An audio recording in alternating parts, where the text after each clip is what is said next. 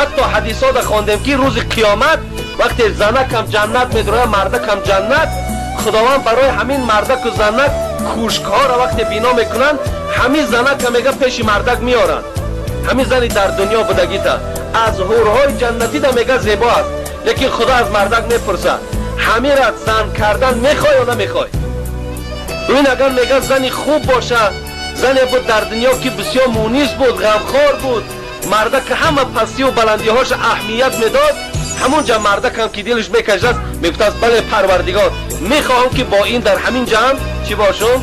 البته همون زن و شوهری که داشتیم همون را در همینجا برپا کنیم. به این خاطر خواهر عزیز، به این دنیا زندگی شما آخر نمی آمد، بلکه شما در جنت هم یک جایه اید.